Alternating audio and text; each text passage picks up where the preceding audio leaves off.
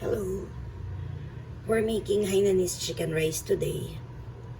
And you'll need one whole chicken. This is about 1 kilo whole chicken. And we are going to clean it by rubbing some salt into the skin and into the insides of the chicken. So this is how you do it. You get a generous amount and rub it. Rub it on the skin, sa armpits, sa singit, sa inside of the chicken, like this. By doing this, it will ensure that your chicken is really clean. It's not slimy, the skin is not slimy. It doesn't have any foul taste.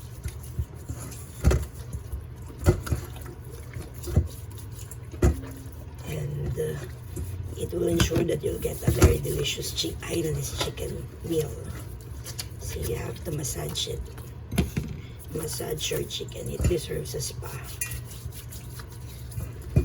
Okay. Now we're going to rinse it. Oh, by the way, I took off this neck part and rub it with salt also. But this one will go inside the rice cooker when I cook the rice. So now, let's rinse the chicken. Start with the top, the neck. You rinse it with cold water, in tap water. Clean it, rinse it thoroughly. You don't want those salt to get into the way of your Hainanese chicken rice. So rinse it very, very well. As you can see, it has already turned shiny. Malinis na siya. Very, very clean na siya.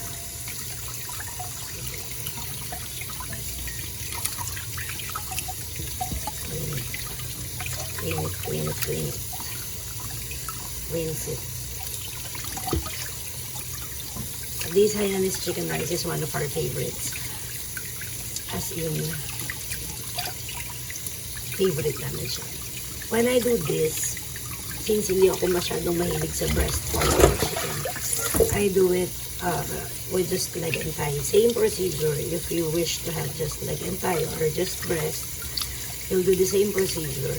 But this, for this video purposes, I opted to use this whole chicken so that you will see how beautiful it is when it's cooked already. Mas maganda kasi yung forma ng buong manok instead of just using the leg and thigh or the breast for that matter. So now that it's clean,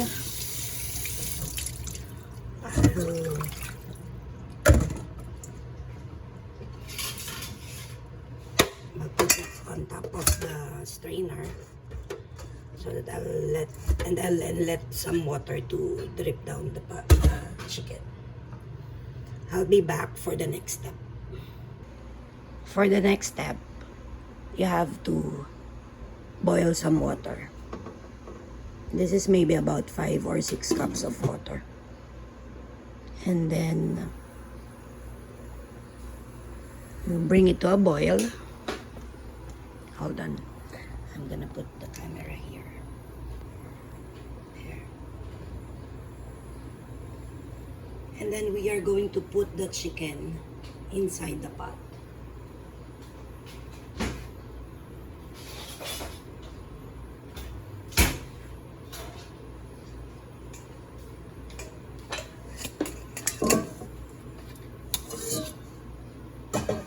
This doesn't have anything on it. It's just water. Just water. So carefully place your chicken inside the pot. No particular side. Just place your chicken inside it.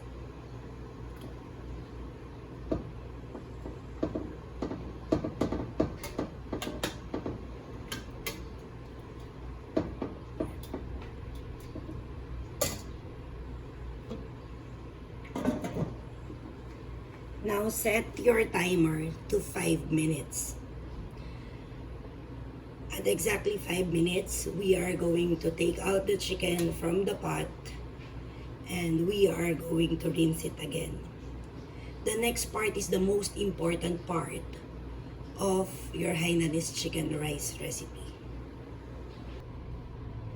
It has been 5 minutes and I turned off the flame already. And now very carefully, we are taking out the chicken from the water. Prepare an ice bath so that it will help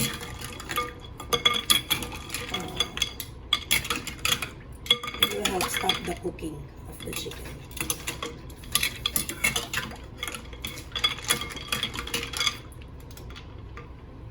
So there. Let's cover this first and we'll get back to this later. In the meantime, I am bringing the chicken to the sink so that I can rinse it with cold tap water. This is very important, as I've said, because this will define your Hainanese chicken.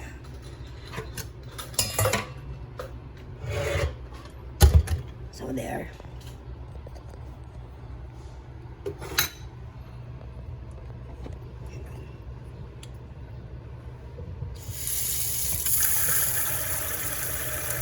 Can you guys see? The chicken has to go a very cold ice bath. Nakita niyo ba? The skin already shrunk.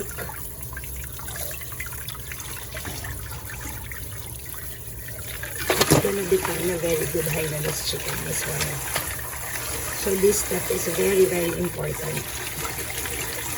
You have to rinse this until it's no longer warm to the touch. It will take some time, but I promise this is really worth it.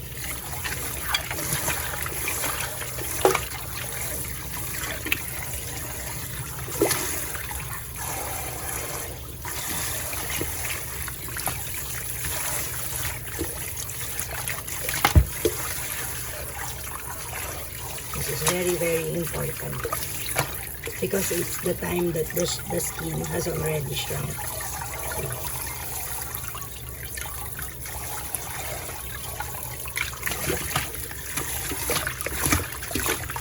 So it has to be very cold. The water has to be cold. And the chicken is already cooled down before you do the next step.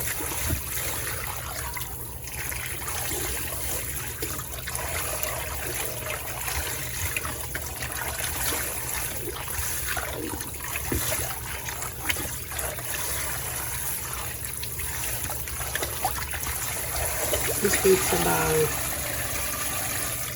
5 or maybe 7 minutes for this process.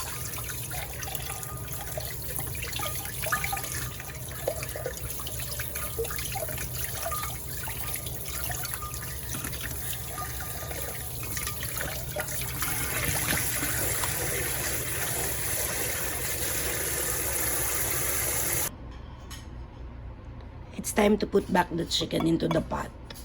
As I've said, the chicken has to be cooled already, not warm to the touch, okay? I can touch it now without getting burned. So, I'm putting it back to the pot carefully. There. And now, I'm gonna put the aromatics, the ginger, the garlic, and some salt. The ginger and the garlic into the pot, along with maybe a quarter of a tablespoon, 3/4 tablespoon of salt. And I'll put back the lid and turn the stove on. This will continue to cook for 30 minutes. But at the end of 20 minutes, I'm going to take off the lid and get some stock from the chicken, from the pot. I'm gonna take out some stock, maybe a cup or so, to combine it with my rice. I'll do a separate video on that. But in the meantime, I will let this chicken cook for 30 minutes. It has been 30 minutes and I would have to turn off the stove now. There. The next process would be another 30 minutes, letting the chicken inside the bowl, inside the pot. Never, I repeat, never take out the lid during the next 30 minutes. It has to be there. Just let it stay there. The heat, the residual heat, will continue to cook the chicken for the next 30 minutes. Even if you're very, very hungry, even if you're tempted to check on it, please don't take off the lid. It just have to stay there, just like that. That's why I'm using this kind of pot, so that if I am very, very curious, I could just take a peek on top. But you cannot take off the lid during the next 30 minutes. Just let it cook and forget about it. Come back after 30 minutes so that you won't get tempted. Okay? So after 30 minutes, we are going to eat the Hainanese chicken rice already. Oh, by the way, my rice is already cooked also.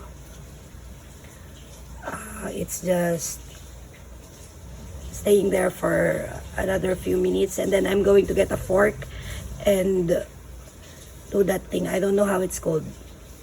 Puff. I don't know. But I have to loosen the rice from each other. So that all the flavors will penetrate into each and every grain. Okay? So there.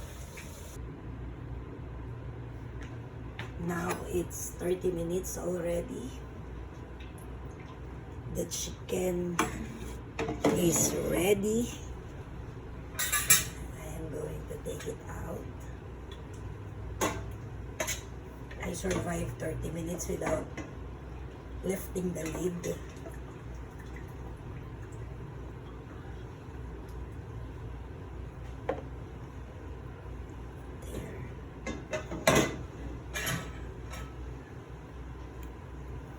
See, it's cooked through.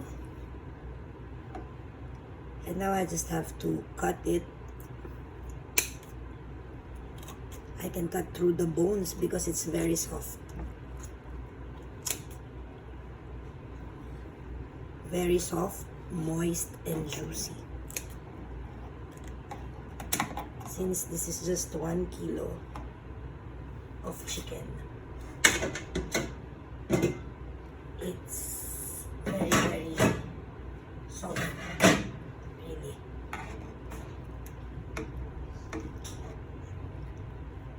I don't even have to use the scissors now, but this is for my YT channel, that's why I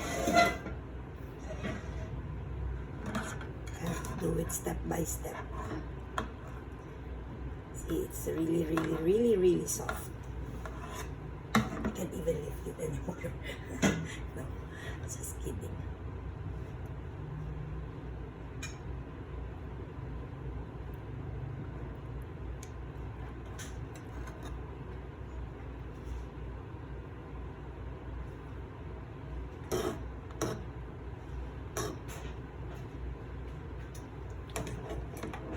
put a drizzle of, I drizzle it with sesame oil.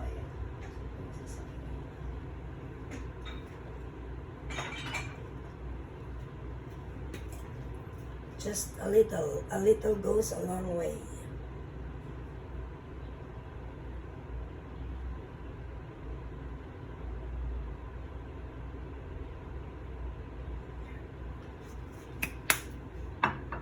I'm garnishing it with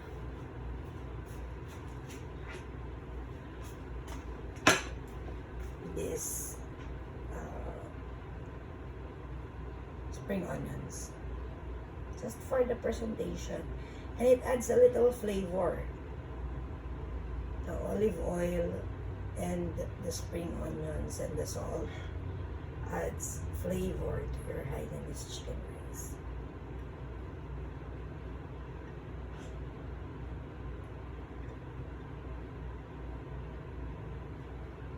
There you go.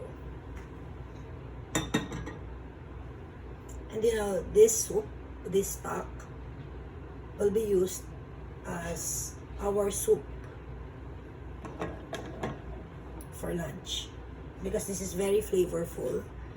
It has ginger, remember, and garlic and salt, and of course all the flavors of the chicken are already here in this pot. So